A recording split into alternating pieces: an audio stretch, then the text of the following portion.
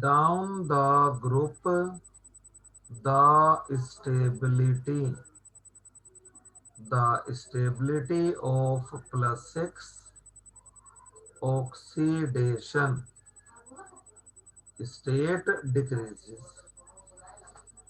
है ना। Down the group the stability of plus 6 oxidation state decreases, किस वजह से? Due to inert inert pair effect, है ना। And that of plus 4 oxidation state increases, ठीक है ना। So plus six oxidation state will be most stable. So plus 6 oxidation state will be most stable for, है ना, sulphur. तो sulphur के लिए क्या होगी? प्लस 6 ऑक्सीडेशन स्टेट सबसे ज्यादा स्टेबल होगी, क्योंकि इसके बाद इसमें ना तो इनर्ट पे इफेक्ट लग रहा है, ठीक है ना। मोस्ट जी। Stable for sulphur due to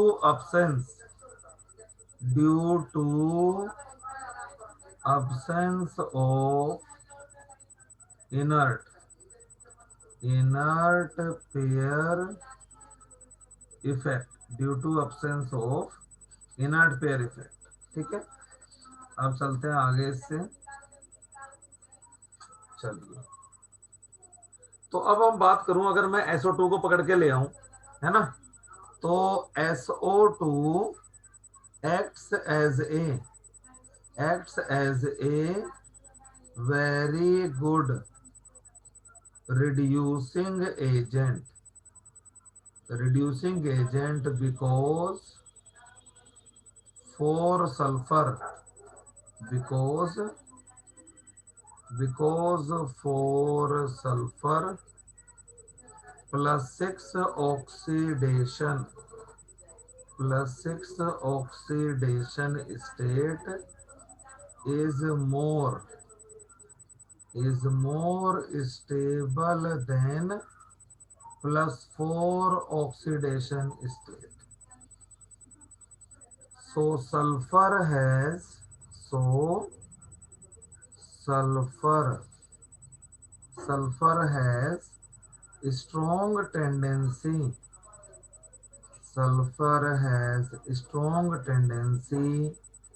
to lose two electrons to acquire plus 6 oxidation state। तो यहाँ पर हो गया आपका SO2 प्लस 4, तो सल्फर 2 इलेक्ट्रॉन और लूज करता है और क्या बनाता है यहाँ पर SO3, हो गया प्लस 6। तो यहाँ पर मैंने क्या डाल दिया? H2O। तो एक ऑक्साइड आयन इसने और एब्जॉर्ब कर लिया, और प्लस में क्या निकाल दिया यहाँ से? Twice of H। तो ज्यादा बढ़िया से रिएक्शन को हम कैसे लिखेंगे? यहाँ पर SO2 में मैं क्या डाल दूं? 2H2O डाल दूं, और SO3 का मैं बना दूं, वाटर मिला दिया SO3 में, तो H2SO4 प्लस में 2H। तो इसने क्या कर दी? हाइड्रोजन सप्लाई कर दी ना, इसलिए क्या हो गया? ये रिड्यूसिंग एजेंट, ठीक है। तो कभी क्वेश्चन आ जाए why sulphur dioxide acts as a reducer, तो वो आप बता सकते हो यहाँ पर। चलिए अगले हम बात करें यहाँ पर, तो जो रिएक्टिविटी होगी वो डाउन द ग्रुप क्या होगी? कम होती जाएगी। क्यों? क्योंकि ऊपर वाला oxygen second most electronegative atom है, वो ज्यादा इलेक्ट्रोनेगेटिव है आपका, है ना। तो reactivity of group 16 element decreases down the group. मैं लिख दूं यहाँ पर reactivity of group 16 elements decreases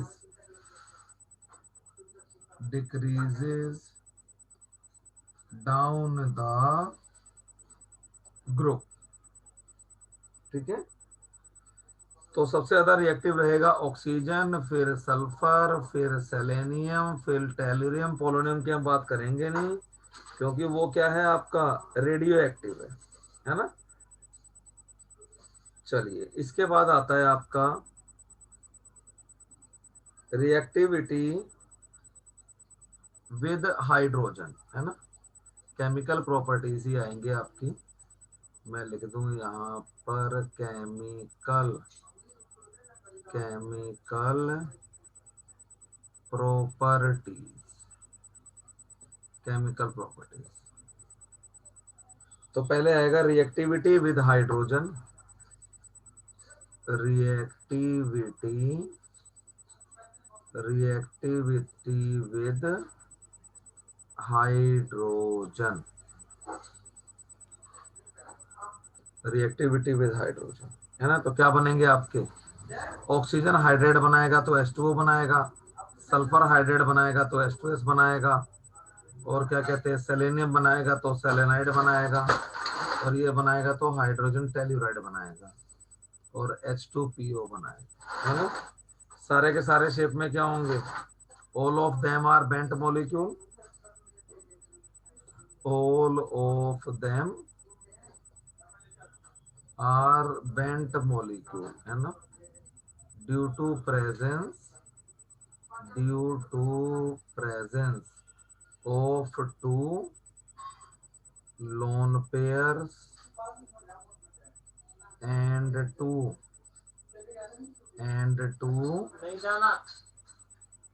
bond pairs, दो लोन पेयर और दो बॉन्ड पेयर।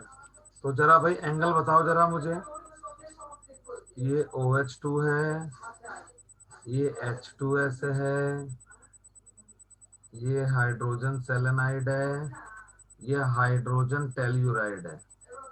बताओ भाई बॉन्ड एंगल कहाँ सबसे ज्यादा कहाँ सबसे कम, बोलो।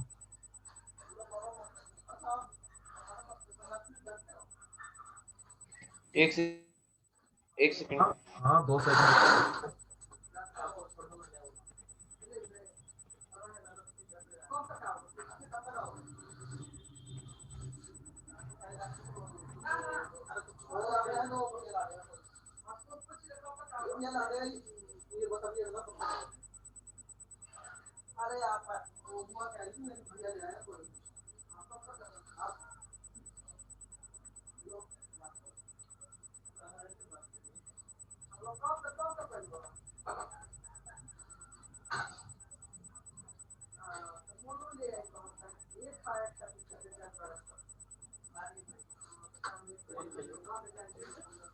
सर बोलो। जो H2 है उसके अंदर सबसे ज्यादा होगी ना, और क्या, बिल्कुल। तो रिपल्शंस कम है। रिपल्शन कम नहीं है बेवकूफ, रिपल्शन ज्यादा है क्योंकि अरे मतलब वो सॉरी। है हाँ। ना, बिकॉज OH का बॉन्ड लेंथ कम है ना, है ना। तो जो बॉन्ड पेयर है वो O के क्लोज है, तो इसलिए बॉन्ड पेयर रिपल्शन क्या होंगे, बढ़ जाएंगे ना। लोन पेयर रिपल्शन तो सेम है हर एक में ही, सब में ही सेंट्रल एटम के सराउंडिंग में क्या है, लोन पेयर जी रिपल्शन। जी। हाँ, तो मैं लिख वो दो यहाँ गलती पर से हाई, रिपल्शन कोई ज्यादा बात बोल नहीं, दिया। हाईएस्ट बॉन्ड एंगल, है ना। अब मैं पूरा रीजन नहीं लिखूंगा ना, और यहाँ पर क्या लिख दोगे आप, लीस्ट ईस्ट बॉन्ड एंगल, है ना। बॉन्ड है। रीजन, बस रीजन एक वर्ड में लिखेंगे, और उसको छोटे पेन से लिख दूं मैं, हाईएस्ट बॉन्ड एंगल क्यों हो गया, due to greater bond pair repulsion, है ना, ड्यू टू स्ट्रोंगेस्ट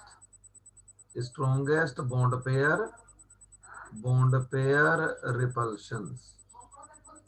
और यहाँ पर बॉन्ड पेयर रिपल्शन क्या है, वीकेस्ट है। क्यों, क्योंकि बॉन्ड लेंथ बड़ा है, तो बॉन्ड पेयर सेंट्रल एटम से दूर लाई कर रहा है ना। तो मैं लिख दूं यहाँ पर due to weakest weakest bond pair repulsion, due to weakest bond pair repulsion. ठीक है, चलिए अब आगे बताओ मुझे, एसिडिक करेक्टर में लगाओ, सबसे बढ़िया एसिड कौन है, सबसे घटिया एसिड कौन है। मैं लिख देता हूँ यहाँ पर इतने, increasing order of acidic character बोलो।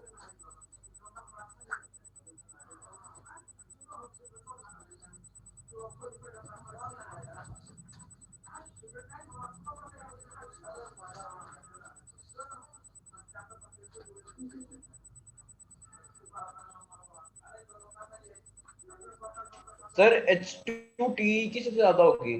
ओके, बॉन्ड लेंथ देखनी है ना? तो मैं लिख दूं यहां पर as the size of central atom. अब तो तेरे को इनऑर्गेनिक भी अच्छी लगती होगी, नहीं? सारे बेसिक्स क्लियर है ना?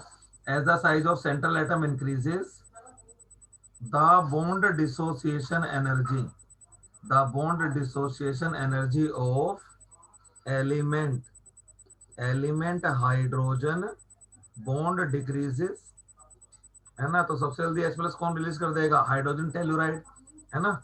तो मैं लिख दूं यहां पर सो increasing order of acidic character, so increasing order of acidic character, ठीक है ना? तो क्या रहेगा इसके अंदर? आपका सबसे घटिया एसिड कौन होगा? वाटर। उससे बढ़िया एसिड कौन? H2S। उससे बढ़िया H2SC हाइड्रोजन सेलेनाइड। और सबसे बढ़िया हाइड्रोजन टेलुराइड, है ना? पोलोनियम को क्यों नहीं लिखते? क्योंकि वो क्या है, आपका रेडियो एक्टिव है ना? चलिए, इसके बाद आ जाओ आप थर्मल स्टेबिलिटी पर। थर्मल स्टेबिलिटी बोलो।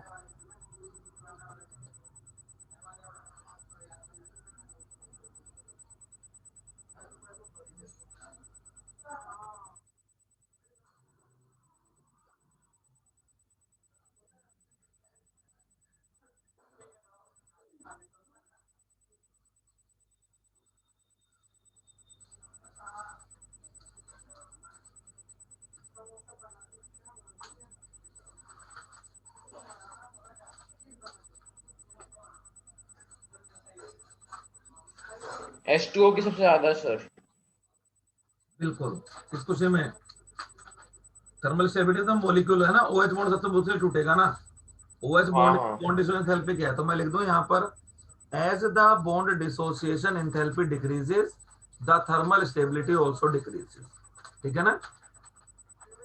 As the bond dissociation energy decreases the as the bond dissociation energy decreases thermal the thermal stability also decreases, है ना? मतलब हीट के अगेंस्ट ये बॉन्ड टूट जाएंगे आपका। ये कंपाउंड जल्दी डिकम्पोज होगा और H2O क्या होगा? सबसे लेट डिकम्पोज होगा, है ना? तो मैं लिख दूं यहां पर सो increasing order of thermal stability, increasing order of thermal stability. तो सबसे कम स्टेबल कौन रहेगा भाई? Hydrogen telluride. उसके बाद हाइड्रोजन सेलेनाइड। उसके बाद हाइड्रोजन सल्फाइड। उसके बाद अरे उसकी वो किताब ले ले एक बार, जीके वाली, उसको याद करा दे। क्विज है उसका लाइव 7 बजे, याद करा रखा है मैंने, रिवाइज कर लेगा एक बार। 7 लेसन है, 7-8 पढ़ पढ़ के उसको वैसे ही करा दो, याद कर लेगा। चलो भाई आगे चलते हैं। इसके बाद अब आ जाओ मेल्टिंग और बॉइलिंग पॉइंट पर, थोड़ा ध्यान देना। मेल्टिंग पॉइंट में आपको पहले क्या देखनी है? सिमेट्री। उसके बाद सेकंड फैक्टर रहेगा inter particle forces of attraction. Boiling point में पहला फैक्टर रहेगा inter particle force of attraction, दूसरा फैक्टर रहेगा सिमेट्री, ठीक है? चलो, तो मैं लिख दूं यहां पर variation of boiling point, variation of boiling point. बताओ क्या ऑर्डर रहेगा बॉइलिंग पॉइंट का?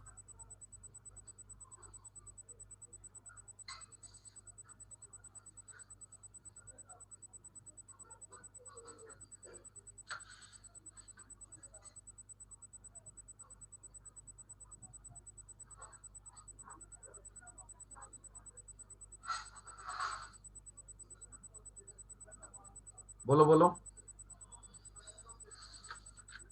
देखो सारे ही वी शेप्ड हैं। एक तो सेकंड से सोच रहा हूँ। तो अनसिमेट्रिकल तो सारे ही हैं। वी शेप कोई सिमेट्रिकल शेप थोड़ी ना होती है। देखो ये कभी भी सिमेट्रिकल चीज नहीं होती। सिमेट्रिकल क्या होता है, ये है ना, यहाँ से आपको सिमेट्री मिलेगी। तो सारे के सारे ही वी शेप्ड हैं, तो सबके सब अनसिमेट्रिकल हैं। ठीक है, तो सिमेट्री वाला फैक्टर तो गायब हो गया। खाली क्या देखना है अब, तो नीचे इंटरनल जाते हुए तो इंक्रीज करेगी ना मेरे ख्याल से तो boiling point. Boiling point increase करेगा। तो वाटर तो लिक्विड है, बाकी सब तो गैस है। तो इंक्रीज कहाँ कर रहा है भाई, H2S तो एक गैस है ना भाई, और वाटर लिक्विड है। ये तो सुना है ना, हाइड्रोजन सल्फाइड तो एक गैस है ना। जी। फिर इंक्रीज क्यों करेगा, देखो यहाँ पर जरा ध्यान से। ये है हमारा वाटर, वाटर में तो हाइड्रोजन बॉन्डिंग हो रही है। चलिए, इसके बाद H2S में खाली क्या है, डाइपोल डाइपोल अट्रैक्शन, है ना। इसके बाद क्या होगा आपका, डाइपोल डाइपोल अट्रैक्शन तो वैसे ही रहेंगे आपके ऑलमोस्ट, लेकिन कौन से फोर्सेस बढ़ेंगे साथ साथ, वंडरवाल फोर्सेस ऑफ अट्रैक्शन बढ़ेंगे ना। इसलिए मेल्टिंग और बॉइलिंग पॉइंट दोनों में ही कौन टॉप करेगा आपका, वाटर। समझे, तो ऑर्डर क्या रहेगा आपका, मैं लिख देता हूं यहां पर, increasing order, increasing order of melting point and boiling point. सबसे कम किसका, H2S का, उससे ज्यादा किसका, हाइड्रोजन सेलेनाइड का, उससे ज्यादा हाइड्रोजन टेलुराइड का, और उससे ज्यादा H2O। ठीक है भाई, है ना। तो यहां से सबसे कम इसका क्या हुआ, क्योंकि यहां पर हो गए लोवेस्ट। देखो डाइपोल डाइपोल अट्रैक्शन तो हर जगह ही है। यहां पर क्या हो गया आपका, lowest van der Waals forces, lowest van der Waals, एक मिनट ठीक से लिखो इसको मैं, lowest van der Waals forces, lowest van der Waals forces. और यहां पर क्या हो गए कंपैरेटिवली आपके, हाईएस्ट वंडरवाल फोर्सेस, है ना। डाइपोल डाइपोल अट्रैक्शन तो सब में ही सेम है। डाइपोल डाइपोल अट्रैक्शन क्या है, सब में ही सेम है ना। तो जैसे जैसे हम नीचे जाएंगे, H2S के बाद वंडरवाल फोर्सेस आपके बढ़ेंगे। ठीक है ना, इसलिए मेल्टिंग और बॉइलिंग पॉइंट बढ़ रहा है। ठीक है भाई, यस। चलो। तो इसमें हमने मेल्टिंग और बॉइलिंग पॉइंट का सेम ऑर्डर क्यों लिया, क्योंकि सारे के सारे क्या थे आपके, अनसिमेट्रिकल ही थे। तो सिमेट्री वाला फैक्टर तो गायब ही हो गया आपका इक्वेशन से। ठीक है, चलिए, ये एसिडिक करेक्टर हो गया हमारा, बेसिक करेक्टर हो गया, रिड्यूसिंग करेक्टर सेम रहेगा वैसे ही। रिड्यूसिंग एजेंट कौन है, जो हाइड्रोजन सप्लाई करे। तो सबसे जल्दी कौन सप्लाई करेगा, H2TE ना, सबसे जल्दी तो हाइड्रोजन ही सप्लाई कर देगा, है ना। तो जो एसिडिक करेक्टर है वही आपका क्या है, रिड्यूसिंग करेक्टर है। ठीक है ना। अच्छा, और इस ग्रुप में, इन ग्रुप 16 मैं लिख दूं, sulphur shows higher tendency for catenation. In group 16 sulphur shows highest tendency for catenation, है ना। क्वेश्चन ये आ जाएगा, वाई, भाई ऑक्सीजन ज्यादा क्यों शो करता है और उससे ज्यादा क्यों शो करता है, बताओ जरा। ये करवाया हुआ है मैंने आपको फिजिकल प्रॉपर्टीज में।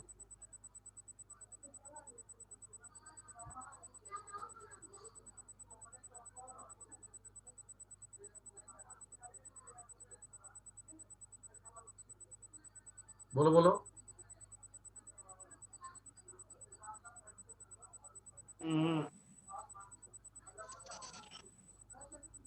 अरे भाई, ऑक्सीजन में जो आप बॉन्ड बनाओगे वो कमजोर हो जाएगा, वीक हो जाएगा, किसकी वजह से, स्मॉल बॉन्ड लेंथ है। स्मॉल। लोन पे लोन पे रिपल्शन क्या हो गए, स्ट्रॉन्ग हो गए ना।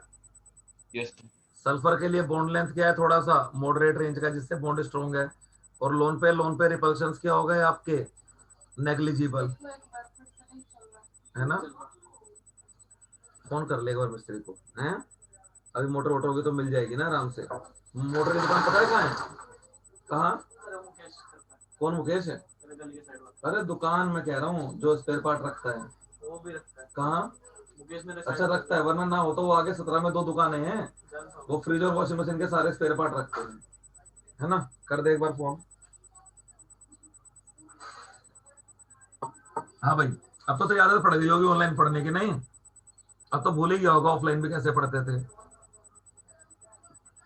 है ना। वो हाँ सारे टीचर ही अच्छा अच्छा अच्छा अच्छा, मैं सोच रहा हूँ कि मैं घर जाऊंगा तो मैंने कॉपी तो उठाई नहीं कि दे दे मैं उसे कॉपी भेज, खाली मैं भी सही हूँ। चलो ये हो गया ना। अच्छा अगर मैं इससे नीचे जाऊं, है ना, इससे नीचे अगर मैं जाऊं तो आर्सेनिक को पकड़ लूं, तो अब क्या हो गया, बॉन्ड लेंथ ही इतनी ज्यादा हो गई कि बॉन्ड ही अनस्टेबल हो गया, है ना। तो दोनों कंडीशन किसके लिए फेवरेबल है? इसके लिए। पहली बात, negligible, negligible lone pair repulsion, पहला फैक्टर तो ये फेवर कर रहा है इसको। और दूसरा फैक्टर फेवर कौन सा कर रहा है आपका? Due to moderate size extent of overlapping is large, है ना। मैं लिख दूं यहां पर due to moderate size extent of overlapping is large.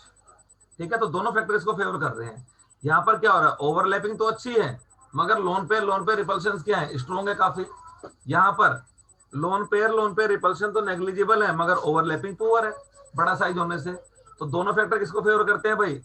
Sulphur को। तो ध्यान रखना, हर ग्रुप का जो सेकंड एलिमेंट है that will show highest tendency for catenation. समझ गए? ठीक है ना। तो यस सर। कैटेगरी के लिए आपको 2 चीजें देखनी है, पहला बॉन्ड इंथैल्पी और दूसरा लोन पे रिपल्शन। तो दोनों ही किसको फेवर कर रहे हैं? सेकंड मेंबर को।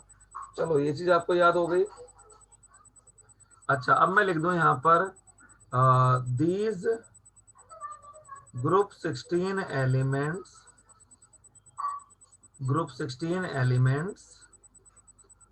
फॉर्म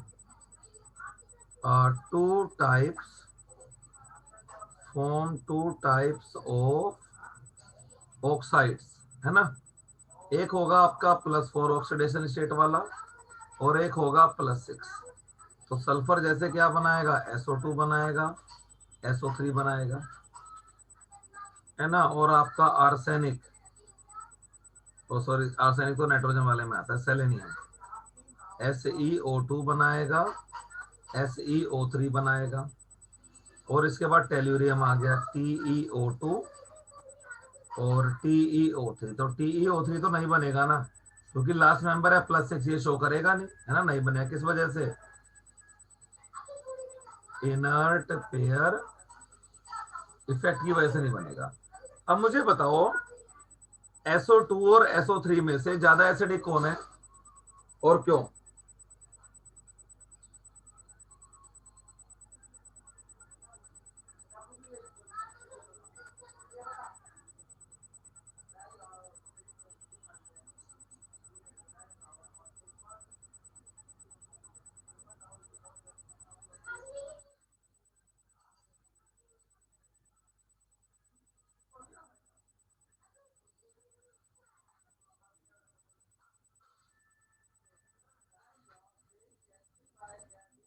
बोल भाई बोल।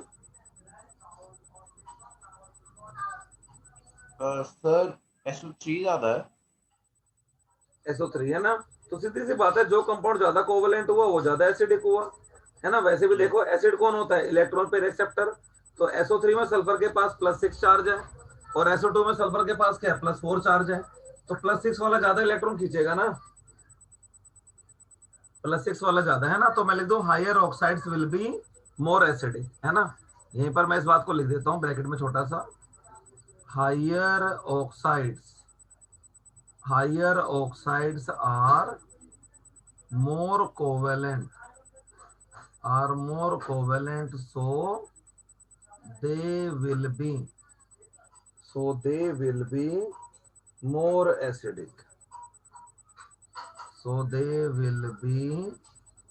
more acidic, वो क्या होंगे आपके?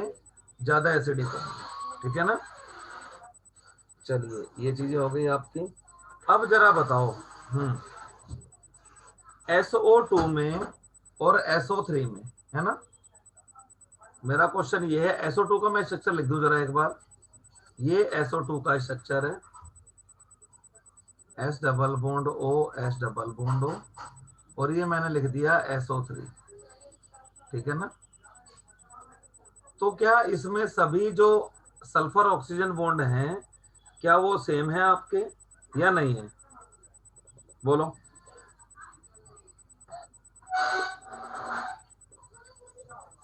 इन SO3, in SO2 and SO3, does all the SO bond, all the SO bonds are similar, or not? Discuss.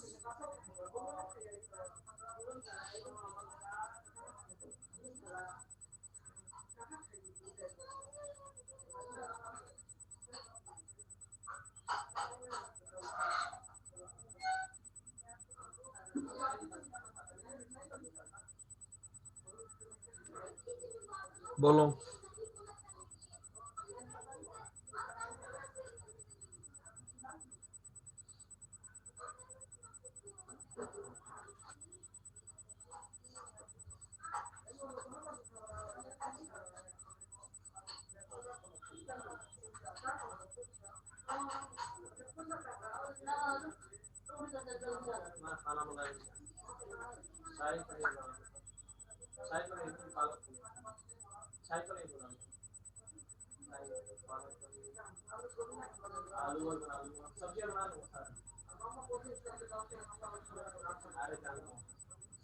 Sir ये बता दो एक बार। बस मैं एक मिनट, एक बच्चे पर टेस्ट ले रहा था, उसको मैं लिख दूंगा।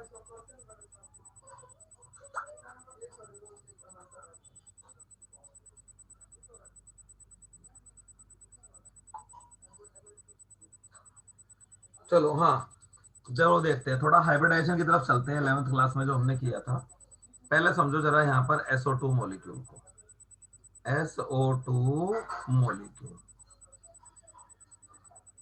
ठीक है ना, SO2 मॉलिक्यूल। तो सल्फर का एटॉमिक नंबर कितना होता है भाई? 16, है ना। हम इसको लिख दें यहाँ पर नियोन 10, उसमें कपड़े ज्यादा नियोन 10। अच्छा, कपड़े कम से चल रहा, मोटर वीक हो गए ना यानी कि, तो उसको बोल दो एक बार। अभी करेगा भी तो नहीं हो। कुछ लोग कल आके कर दे सुबह सुबह, कल तो मैं भेज दूंगा, आप कर भेज दो, करवा देंगे, है ना। फिर तो मोटर वोटर तो मैं ले आऊंगा ना बढ़िया वाली, ये वो रखता है अच्छी भी। बता देगा क्या दिक्कत है। मोटर ही बदल, वो चेंज होगी इसकी, और क्या। पुरानी होगी। चलो ये हो गया 3p4, है ना। और 3d क्या हो गया भाई? खाली। तो मैं लिख दूं अब यहाँ पर ग्राउंड स्टेट। SO2 की बात कर रहे हैं हम, ध्यान देना। जब SO2 आप बनाओगे तो सल्फर को कितने बॉन्ड बनाने हैं भाई? 4 बॉन्ड बनाने हैं ना, दोनों ऑक्सीजन से 2-2 बॉन्ड। तो मेरे पास क्या होने चाहिए? 4 अनपेयर्ड इलेक्ट्रॉन होने चाहिए। समझ में आ रही है बात? ये भाई सल्फर को ऑक्सीजन से 4 बॉन्ड बनाने हैं, दोनों ऑक्सीजन से 2-2, तो सल्फर के जी। पास 4 क्या होने चाहिए? अनपेयर्ड इलेक्ट्रॉन होने चाहिए ना। तो अब देखते हैं जरा ग्राउंड स्टेट में कहानी क्या है इसकी। ग्राउंड स्टेट में कॉन्फ़िगरेशन को हमें ऑर्बिटल वाइज लिखना पड़ेगा। ये बॉक्स बना दिया मैंने 3s का, और ये बॉक्स बना दिया मैंने 3p4 का, ठीक है भाई। और ये 3d क्या पड़ी है हमारी? खाली पड़ी है। मुझे 4 अनपेयर्ड इलेक्ट्रॉन चाहिए। अभी कितने दिखाई दे रहे हैं? 2 ही नजर आ रहे हैं ना खाली। यानी कि क्या करना पड़ेगा मुझे? ये एक इलेक्ट्रॉन एक्साइट करना पड़ेगा। तो मैं लिख दूं यहाँ पर फर्स्ट एक्साइटेड स्टेट। ये हो गया आपका नियोन 10, 3s में 2 इलेक्ट्रॉन, और 3p का एक हमने जंप करा दिया उसके अंदर। ये वाली बात समझ में आ गई भाई? हो गए 4 अनपेयर्ड इलेक्ट्रॉन, हो गए ना। ये 3s, ये 3p, और ये 3d। अब ले आओ पकड़ के ऑक्सीजन को। अच्छा, दो ऑक्सीजन है तो ऑक्सीजन तो पाई बॉन्ड बनाता है, तो दो बॉन्ड क्या बनेंगे मेरे, पाई बॉन्ड बनेंगे ना। दोनों ऑक्सीजन एक एक पाई बॉन्ड बनाएंगे ना। और अच्छा ये बताओ, पाई बॉन्ड डायरेक्शनल होता है या नॉन डायरेक्शनल होता है? पाई बॉन्ड की कोई डायरेक्शन होती है या नहीं? नहीं सर, नहीं। नहीं होती है ना। और जबकि हाइब्रिड ऑर्बिटल तो डायरेक्शनल होते हैं। तो जितने पाई बॉन्ड होंगे उतने ऑर्बिटल मुझे अनहाइब्रिडाइज छोड़ने पड़ेंगे। तो देखिए यहाँ पर हाइब्रिडाइजेशन क्या होगी आपकी। हाइब्रिडाइजेशन देखो, दो मुझे छोड़ने अनहाइब्रिड, तो हाइब्रिडाइजेशन क्या हुई, ये वाले मिक्स होंगे आपके, देखो जरा ध्यान से, ये वाले तो मिक्स होंगे, दो तो मुझे छोड़ने पड़ेंगे ना अनहाइब्रिड है या नहीं। दो अनहाइब्रिड छोड़, तो हाइब्रिडाइजेशन क्या हो गई, sp2 हाइब्रिडाइजेशन। तो अनहाइब्रिड ऑर्बिटल कौन से रह गए, एक 2p का रह गया और एक कौन सा 3p का रह गया और एक किसका रह गया, 3d का। अब देखो जरा ध्यान से यहीं पर, अब अगर मैं यहाँ पर ऑक्सीजन को ले आऊं, ठीक है ना, हाइब्रिडाइजेशन आपको समझ में आ गई, तो मैं इसको हटा देता हूँ। ये हाइब्रिडाइजेशन हो गई आपकी, छोटा सा दिखा दो ऐसे यहाँ पर, sp2 हाइब्रिडाइजेशन। ठीक है, sp2 हाइब्रिडाइजेशन कैसे हो गई आपकी, लाइक दिस। ये तीन sp2 हाइब्रिड ऑर्बिटल हो गए, और दो ये, अब तो जो हाइब्रिडाइज मैंने कर दिए ना, उन पे देखो मैं इस पिंक कलर से दिखा रहा हूँ उनको, जो हाइब्रिडाइज हो गए। और जो अनहाइब्रिडाइज रह गए वो कौन से हो गए, नीले वाले। ठीक है ना, उन अनहाइब्रिड ऑर्बिटल्स को मैं बना रहा हूँ यहाँ पर ब्लू से।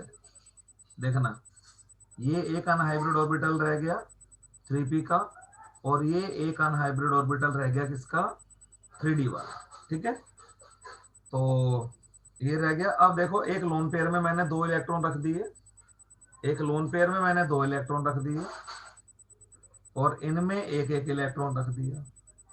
तो इन्होंने एक इलेक्ट्रॉन तो शेयर कर लिया ऑक्सीजन से, इसको ऑर्बिटल को मैं लिख दूं 3p, और ये ऑर्बिटल क्या हो गया, 3d। तो अगला जो पाई बॉन्ड है, वो ऑक्सीजन अपना p ऑर्बिटल सल्फर के p ऑर्बिटल से ओवरलैप करके पाई बॉन्ड बना रहा है। तो ये पाई बॉन्ड कौन सा हुआ भाई, p पाई बॉन्ड हुआ ना। ऑक्सीजन भी अपना p ऑर्बिटल यूज कर रहा है और सल्फर भी अपना p ऑर्बिटल यूज कर रहा है। समझ आई बात ये वाली है भाई, बताओ जरा। ऑक्सीजन ने इस sp2 हाइब्रिड ऑर्बिटल से ओवरलैप करके एक तो सिग्मा बॉन्ड बना दिया ना। ऑक्सीजन दूसरा बॉन्ड बनाएगा, वो कौन सा बनाएगा, पाई बनाएगा ना। तो ऑक्सीजन जी। का वैलेंस शेल तो p ही है ना, 2p। तो ऑक्सीजन का p ऑर्बिटल सल्फर के किससे ओवरलैप कर रहा है, p ऑर्बिटल से। तो ये बॉन्ड कौन सा बना, p pi banana.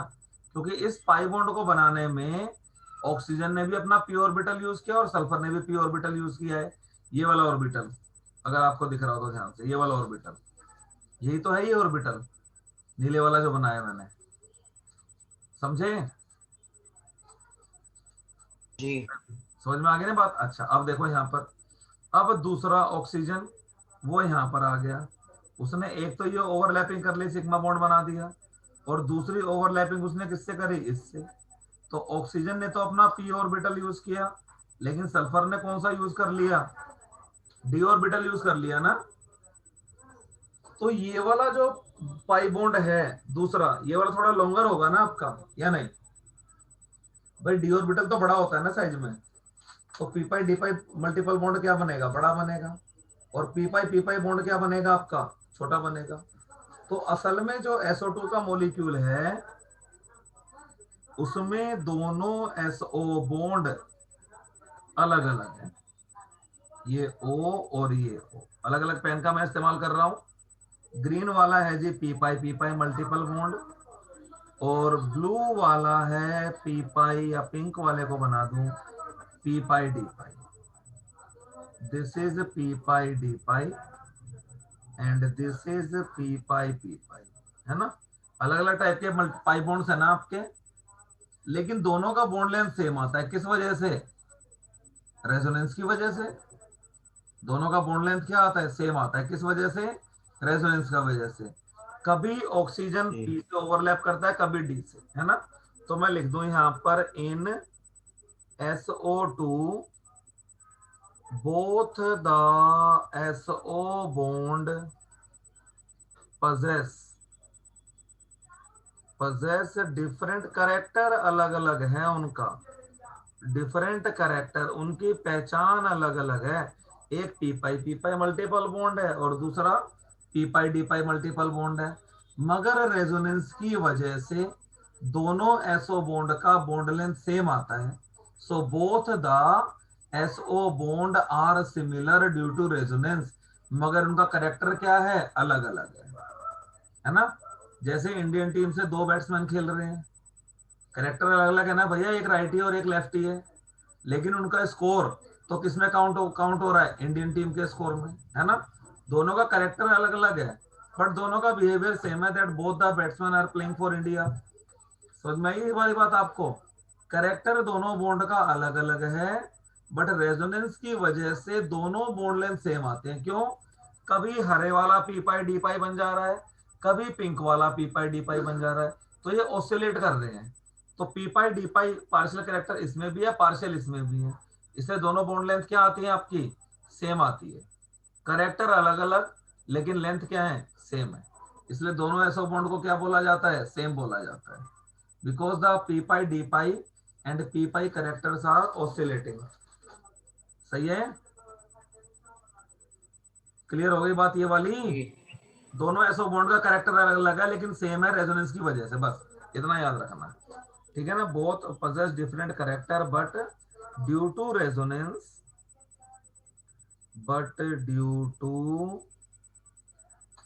Resonance due to resonance both the SO bond have same bond length. चलो अब जरा मुझे SO3 के बारे में बता, ठीक है, SO3 के बारे में डिस्कस करो और बताओ मुझे जरा एक बार, ठीक है। ऐसे ही करियो। किससे पढ़ रहे हो, फोन पे कि लैपटॉप से हो, है भाई, फोन पे हो या लैपटॉप पे हो। लैपटॉप पे। अच्छा फिर तो तू, वरना तो फोन पे तो स्क्रीन पे ही कर देता है ऐसे ही, उंगलियों से ही। चलो करो इसको, बताओ मुझे फिर।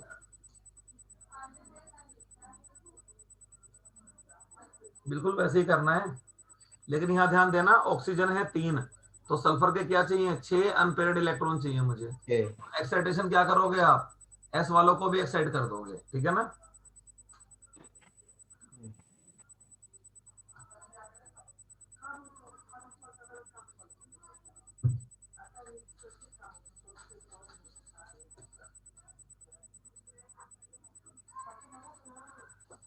इनका पता लगा लॉजिक क्या था क्वेश्चन का उसका, नहीं वो करना है। अच्छा अच्छा ठीक है, मेहनत कर लो अच्छे से। कहाँ पे हो दुकान स्पेयर पार्ट की, फ्रिज और वॉशिंग मशीन वालों की बताइए। 17 में अंदर, किधर, मैंने देखिए।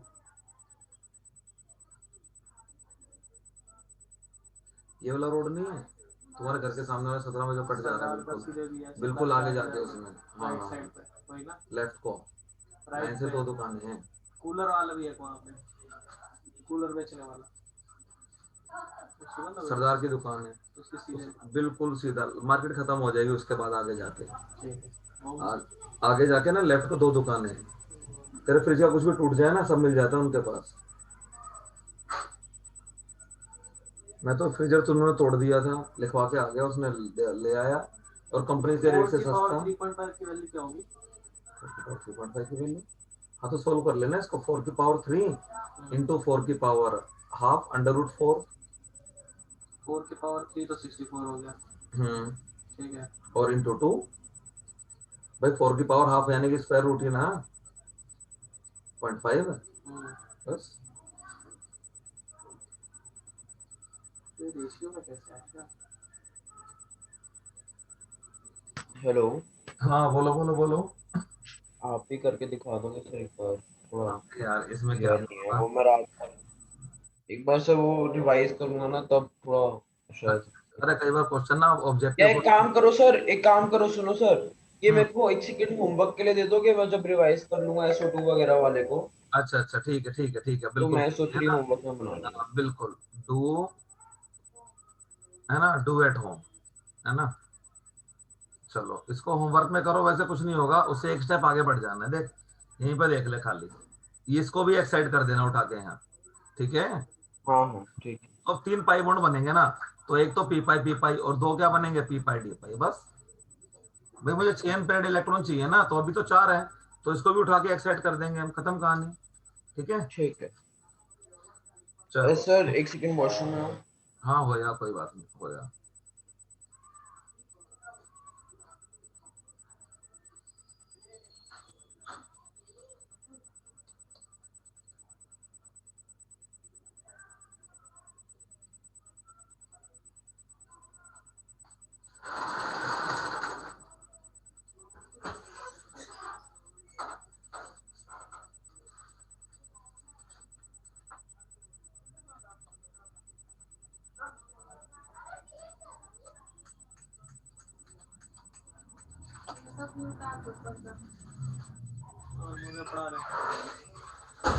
चल रही है मशीन 10-15 मिनट हो चल रही है, वो कल चल रही है। और फिर ये भी उतार दो उसमें मैं कर दूँ कि वो पर्दा करते हैं। ठीक।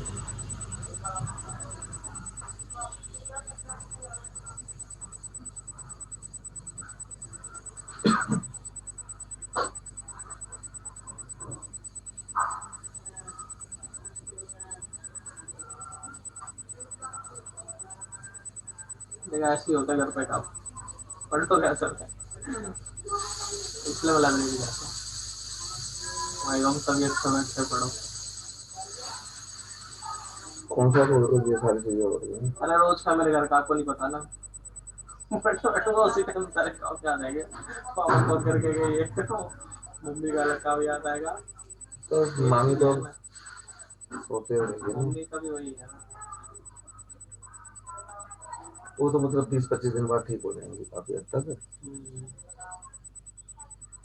और दवाई मत छोड़ना पूरे कोर्स तक। नहीं दवाई पूरा चलेगी, ठीक हो जाती है ना, छोड़ देती है, कहते मैं ठीक हो गया, नहीं वही तो गलत है ना, हम देखोगे फिर कोर्स 1.5 पूरा साल, करना फिर चाहिए। 1.5-2 साल बाद फिर अटैक हो जाता है।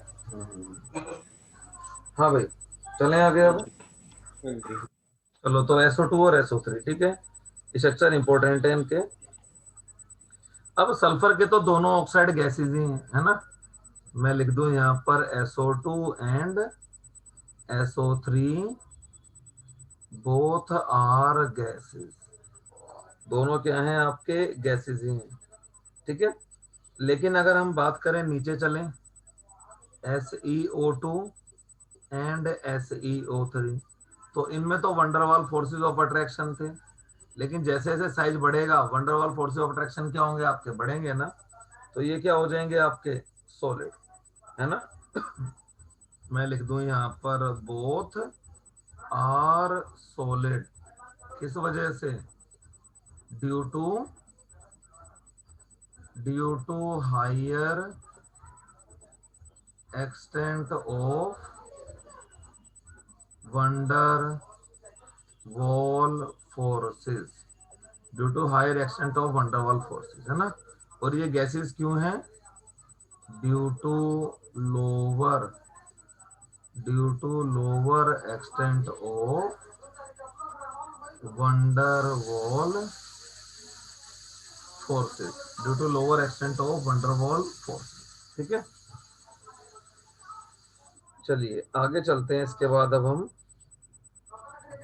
और बाकी टेल्यूरियम आ गया, वो भी क्या होगा आपका, सॉलिड ही होगा आपका, ठीक है ना।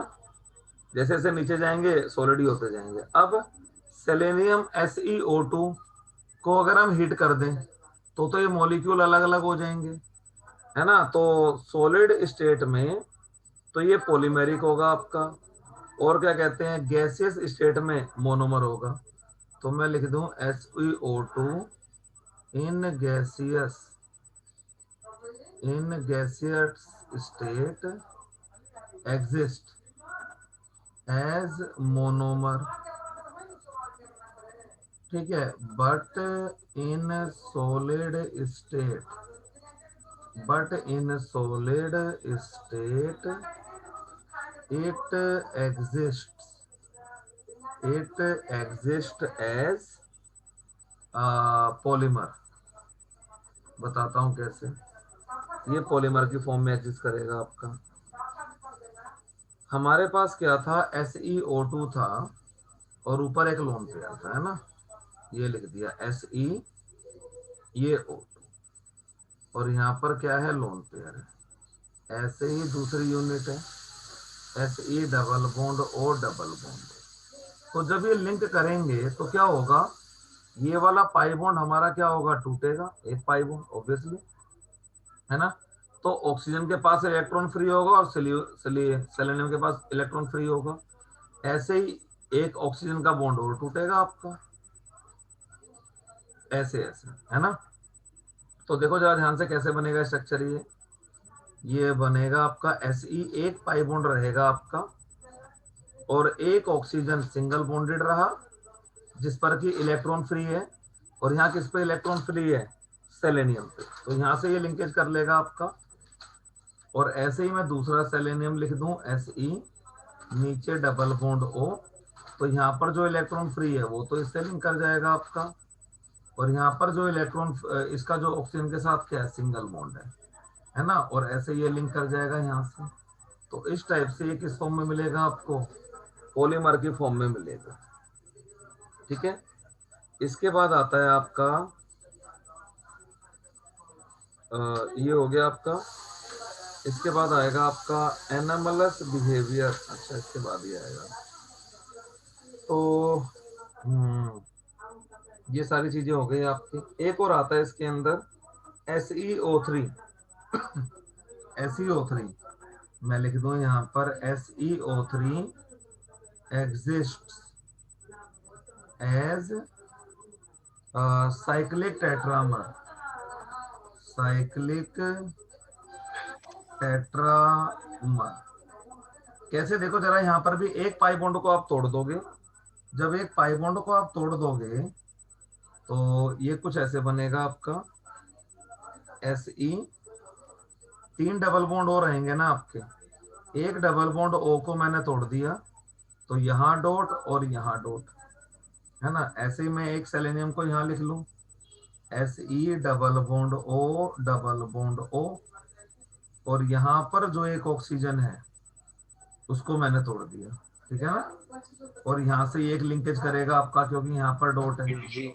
ऐसे ही एक यहाँ पर लिख दो, double bond O double bond O, और एक ऑक्सीजन को आप लिख दो यहाँ पर, इसका इलेक्ट्रॉन फ्री, और एक इस सेलेनियम का इलेक्ट्रॉन फ्री। ऐसे ही एक सेलेनियम को यहाँ लिख दो आप, double bond O double bond O, और यहाँ पर क्या करो, एक ऑक्सीजन फ्री, डॉट और डॉट। कंबाइन कर दो इन सबको मैं, देखो ये कंबाइन कर दिया, यहाँ से इसको कंबाइन कर दिया, यहाँ से इसको कंबाइन कर दिया, यहाँ से इसको, बन गया ना साइक्लिक टेट्रामर आपका। तो कुछ नहीं करना, एक पाई बॉन्ड को तोड़ देना है और बना दिया। ऐसे ही देखो आप, जो SO3 है ना, SO3 में भी तो ऐसा ही होगा आपका। SO3 में भी ऐसा ही होना है आपका, लेकिन SO3 क्या बनाता है आपका, पॉलीमर बनाता है। क्योंकि SO3 में जो extent of van der Waals forces of attraction है वो कंपेरेटिवली क्या होंगे, वीक होंगे। तो इस तरह से वो साइक्लिक नहीं बनेगा आपका, क्या बन जाएगा, वो पॉलीमेरिक बन जाएगा। ऐसे देखो, S double bond O double bond O, यहाँ पर O, और ऐसे S double bond O double bond O, यहाँ से जोड़ते चले जाओगे ऐसे, है ना, ये चीज। ठीक है,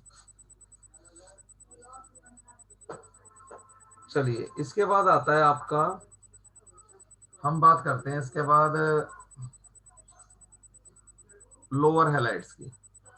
तो अगर मैं रिएक्शन कराऊं, मैं लिखूं यहाँ पर 4 fluorine atom higher fluorides are more stable than lower fluorides because fluorine is a very strong oxidizer, so it extracts the extracts the highest oxidation state. तो ये क्या करेगा, हाईएस्ट ऑक्सीडेशन स्टेट निकालेगा। इसलिए SF4 से SF6 क्या होगा आपका, ज्यादा स्टेबल होगा। समझ गए भाई? ये जरा ध्यान रखना इस बात को, है ना। द जी SF6 will be more stable than SF4। इससे ठीक है, तो इस चीज को ध्यान रखिए, मैंने यहाँ पर लिख दिया इसको। अब अगर हम नीचे चले, अब अगर हम फ्लोरीन की जगह क्लोरीन रख लें, तो क्लोरीन की इलेक्ट्रोनेगेटिविटी क्या है, कम है ना, वीक ऑक्सीडाइजिंग एजेंट है ना। तो क्लोरीन के केस में क्या हो जाएगा, lower halides are more stable than higher halides. क्यों? Because rest of the halogens are comparatively weaker oxidizer. समझ में बात आई या नहीं है भाई? ठीक है ना। तो मैं लिख दूं यहां पर, as ji the size of halogen increases, as the size of halogen increases, its oxidizing action या its oxidizing character decreases, its oxidizing character decreases. So the stability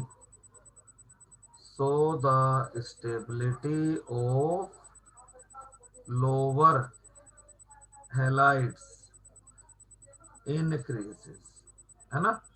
तो अगर मैं सेलेनियम के साथ क्लोरीन को ले आया, SeCl4, है ना। पहले यहां समझो इसको जरा ध्यान से।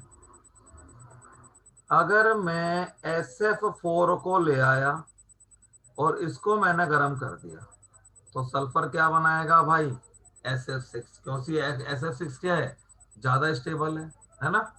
तो मैं इसके 2 मॉलिक्यूल ले आया और मैंने क्या कर दिया यहाँ पर, तो सल्फर क्या हो गया आपका, एक फ्री हो गया, है ना। और आपने यहाँ पर क्या रखा,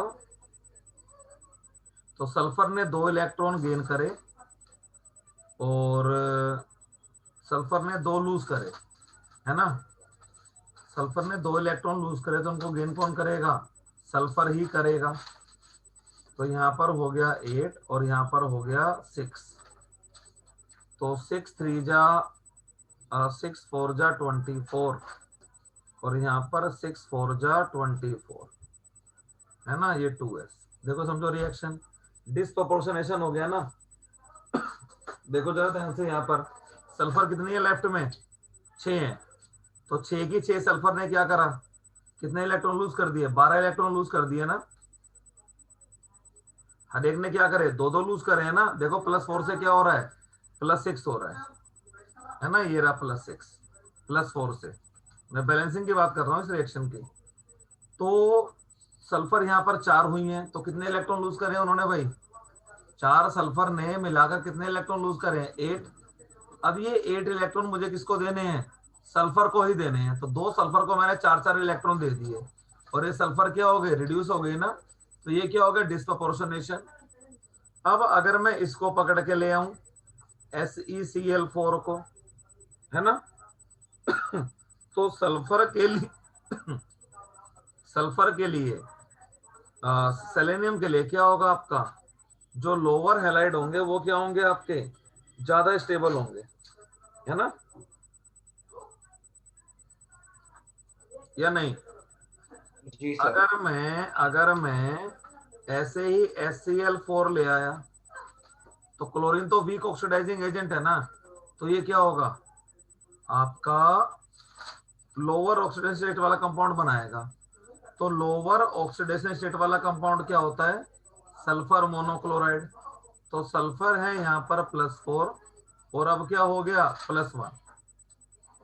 ये स्ट्रक्चर देखो ऐसे होता है, ये है सल्फर मोनोक्लोराइड।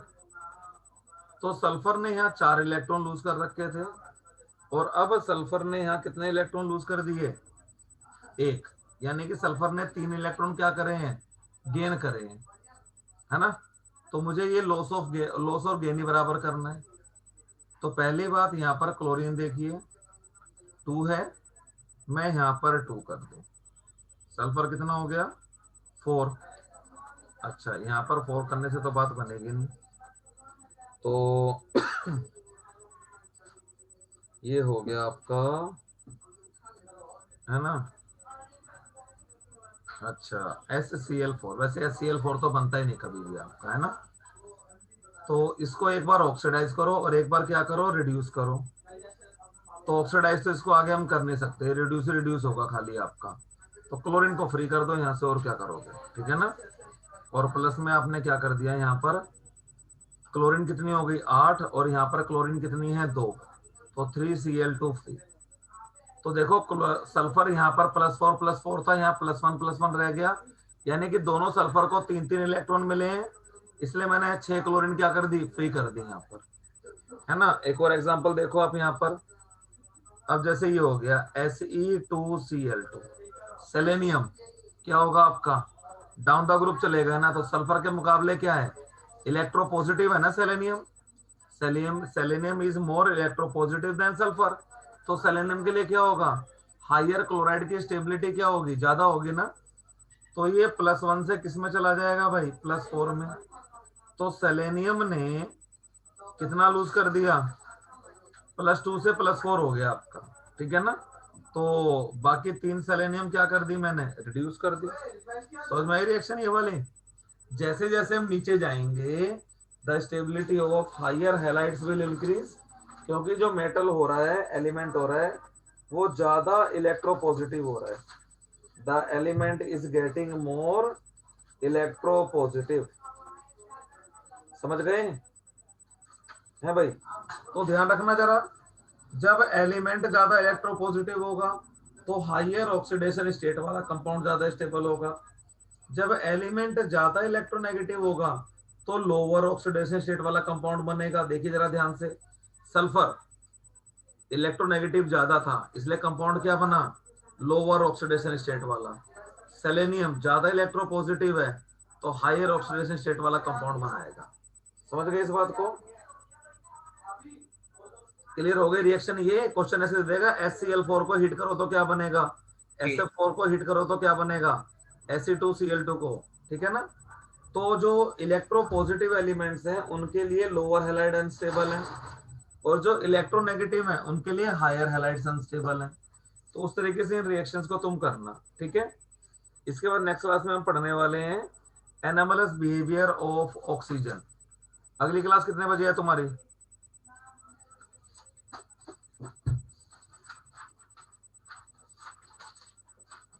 अगली क्लास कितने बजे है भाई? हाँ जी सर। तुम्हारी नेक्स्ट क्लास कितने बजे है फिजिक्स की या मैथ की? सर का ही कॉल आ गया। अच्छा चल ले ले, कोई बात नहीं, ले ले क्लास, ठीक है।